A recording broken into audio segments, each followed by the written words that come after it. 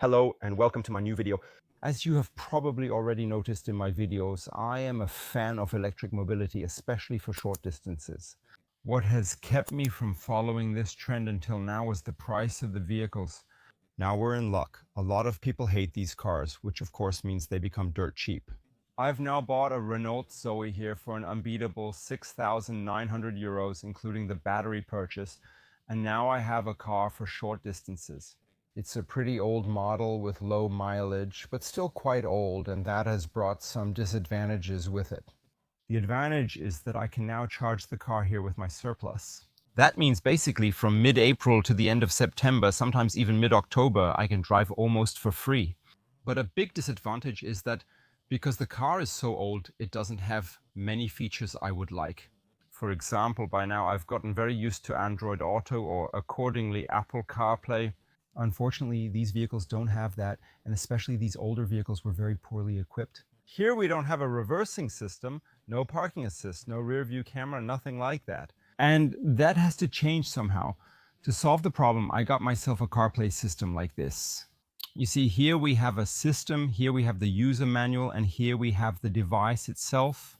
This is a standalone system that you can basically stick onto the dashboard in your car or attach to the window. We have everything here that we need for the installation, and we even have a camera built in here. That means in an emergency, you would even have a dashcam on board here. As you can see, there's more included in this package. Let's just take it out. I actually bought the system here with a rear view camera, so we can connect a rear view camera here as well. Unfortunately, that didn't work with my vehicle's existing system because the original wasn't included. And here we also have various mounting materials as well as power connections. What do we need to install the device? What is of course most important for you is that you need a power supply. I have that right here in my hand. That means you should have a 12-volt plug in your car, which most people do, and you can plug it in there. And here you can even charge your phone as well. That would actually be half the battle already. Then we also have a small secure digital card included in the package. This is mainly for storing data from the device onto the secure digital card or for operating the corresponding dash cam here. First, let's just start with the biggest problem, I'll just say. Installing the rear view camera is actually one of the hardest parts of the system. I have the Renault Zoe, which the manufacturer also offers with a rear view camera. I'll just open the hatch here, and as you can see here, it would normally be here originally. It's very important to mention, a rear view camera, of course, needs power. The camera itself is powered through the CarPlay system, but we want the camera to turn on automatically when I shift into reverse. So what could be more obvious than connecting the camera here to the reverse light? The reverse light typically receives power. When we shift into reverse, that means we tap into this as a kind of bypass and can use it as a control voltage. Whenever the light turns on, the reverse camera activates the front display. That means we also have to connect the camera to the reverse light somehow. So let's start by installing the camera.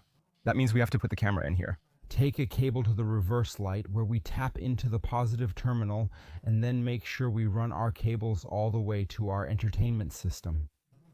I'll just go ahead and start mounting the camera here. Important, before you start working, first check if the cable is actually long enough. Unroll it, run it through the car, and see if it at least reaches the front. Since this is a very small car, it should work fine. Let's remove the trunk's interior trim. I'll start with the side panels fastened with a Torx T20. Just unscrew them here. Make sure you don't lose the screw, and then we can already carefully remove the side panels here. Remove them carefully. To take off the side panels, just pull them toward you.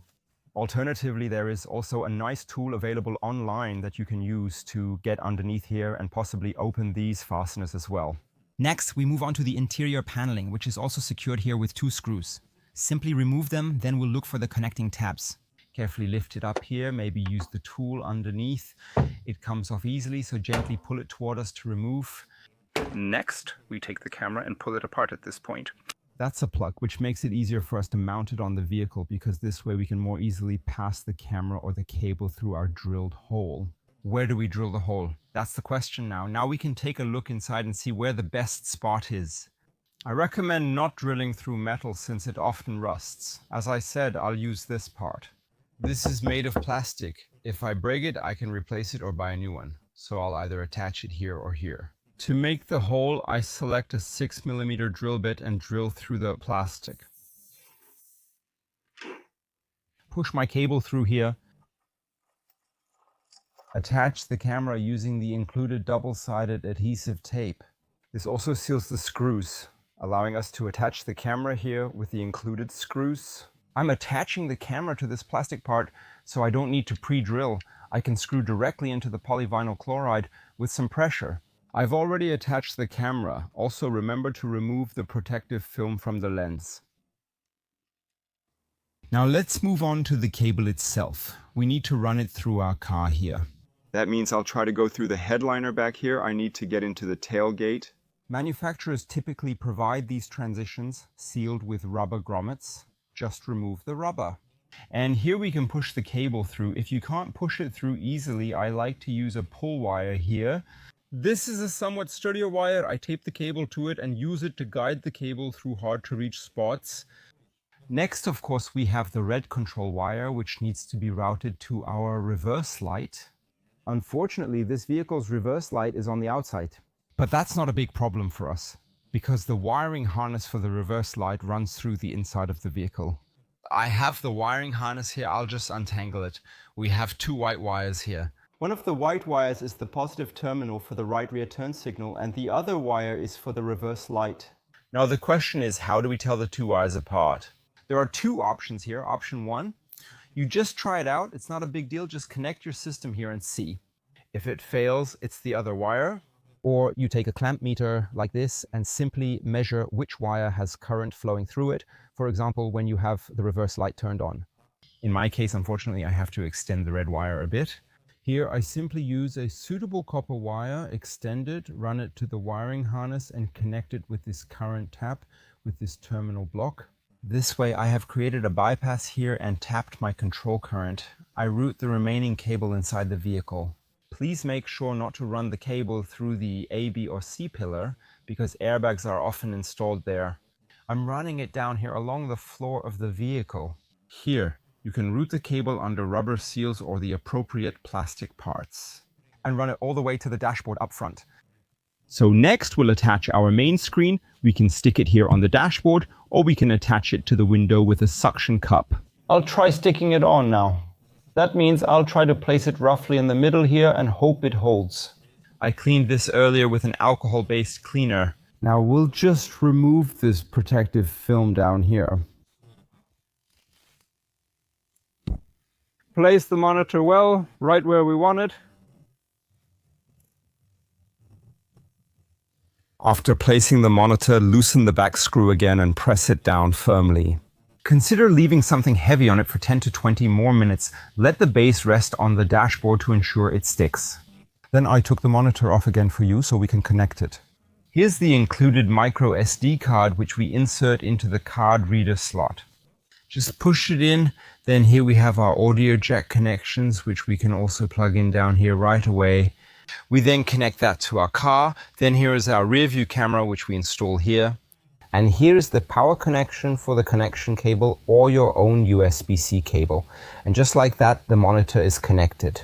Now it should start up right away since the car is already on. We have this protective film here, which we are going to peel off. As you can see, we have several languages. I'll select German and confirm. And the monitor is ready to go. Now I'll mount it to the front of the car and we'll test if everything works. By the way, there's a short film on the Dashcam. And you can also move the Dashcam freely here and tilt it up and down, depending on how you need it. As you can see, installing the system was very easy and it's immediately on the start screen. Here we have the option to use CarPlay, Android Auto, AirPlay, SuperLink, and the usual suspects.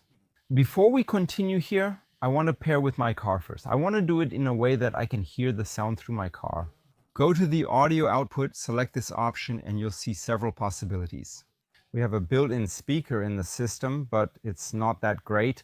Then we can use Bluetooth audio, which means we can pair this screen with the vehicle via Bluetooth if you have this function in your vehicle. Even better would be the frequency modulation function. If you have an old frequency modulation radio, you can set a frequency here and the screen will transmit the sound over it. You set that on your radio and that's how you get your sound. You saw that earlier. But I used my auxiliary output here, connected it to the monitor and to the car here. So I switched to auxiliary, which in my opinion is the best option. If this function is available, I'm now connected to my vehicle with a cable. And what do I need to do with the vehicle? With the Renault, it's simple. I simply switch the input to AUX, which means I can choose my different input modes here, and I just select AUX. And that way, I've activated the screen. Now we're here on the screen and the sound is working. Now let's get back to the basic settings. Over here you have the main menu, which means the house icon here takes you back to your main screen. Here are the brightness settings, where you can adjust the brightness of the monitor. I would choose the automatic function, so the brightness adjusts automatically according to the lighting conditions. Here you have the audio settings again, but we just did those. And here you can see the connected cameras. Since I now have a rear view camera, you can see my front camera, which is here, and the rear view camera. My tailgate is open, so I'm filming the sky. That means we have both cameras here in a split screen, and of course we can also record them. That means we have a recording function, a playback function, a photo function, and so on and so forth. That means we can manage the recordings here or even send them to the phone. But now we're going back to the home function, that is to the main screen. Here we can see all the important basic settings in front of us again. I'm especially interested in Android Auto now. We simply activate it by clicking on it. Up here we have a menu that gives us the option to use different connection modes: CarPlay, Android Auto, AirPlay, and so on, whatever you want. The moment I have set that up, the device becomes visible via Bluetooth, which means I take my smartphone and look for the Bluetooth device here. On the smartphone, we find the device. It's called TB6 Pro on mine, and here on the back is the model number. Just click on it and let the connection be established. On the smartphone, a pairing message appears. Just confirm it. If the connection succeeds, Android Auto will now start here on your screen and you can use it to its full extent. That means you can listen to your music, use your navigation, and all the usual suspects that you know from Android Auto. Now we can quickly test the sound again. That means I'll just start one of my YouTube videos on the smartphone. Hello and welcome to my new video. Today I want to talk with you again about the and that works perfectly as well. If you want to disconnect Android Auto, it's best to do it on your smartphone. Just scroll down here. Usually it says somewhere here that Android Auto is connected. Just tap on it and you'll get to more settings. Here, for example, you have disconnect. I'll take a screenshot for you so you can see it a bit better. So, and now finally, let's do another test. We can see the vehicle is on. We're currently in Android.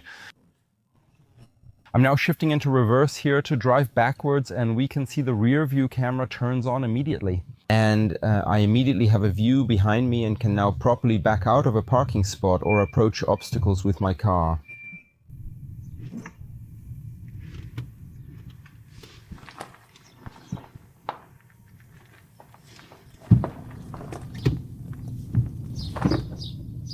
With that, the installation is complete. Note, as you've seen, installing the camera is likely the hardest part. It's a bit tricky and it depends on the vehicle type. Here's another important tip. At least that's how it is for me.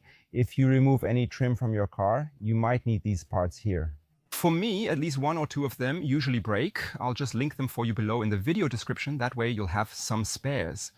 You probably have another question. How did I handle the cable so I could get power? I used a tap-in system here. I'll also just link this for you in the video description, so don't forget. Earlier I had to extend the cable from the camera a bit to my reverse or to my reverse light. I also recommend insulating the cables accordingly. Use either this heat shrink tubing or electrical tape here. Don't use just any kind, it eventually gets sticky and greasy. Use quality electrical tape instead. What I'm using here is this one, and I always use it when it really needs to be good, when it really has to work. This is a tape that you wrap around, and then it contracts and basically wedges itself so that it doesn't come off anymore. It's far better than regular electrical tape, which dissolves into slime after a few years. This doesn't do that. Especially around the frame of the car, you might want to wrap the cable again, particularly at spots where it might rub. You can do that with this as well, so it doesn't get worn through. I'll link the audio assistance device below in the video description. It's actually been heavily discounted right now. Previously, the system cost around 140 euros. Now you can get it for about 100 euros and maybe even a bit cheaper on Prime Day. You already saw this with me earlier. I already suspected it. The connection cable for the camera is very short. So with longer vehicles, you'll need to extend it. To extend it, use a 2.5mm jack plug with the right number of contacts. I'll link an extension cable in the video description below.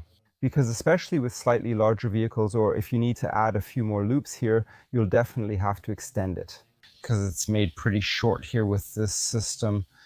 Overall, as usual, I'm very satisfied with this system. I was able to retrofit a backup camera, add Android Auto, and install a corresponding Dashcam for just under 100 euros. So I'm happy here now, and we can now use the car here. Continue driving optimally. If you liked my video or found it helpful in any way, I'd of course ask you to give it a thumbs up. And do you want to watch more of my videos? No problem, just subscribe to my channel here, it's free. Goodbye, see you next time, your Mark on YouTube.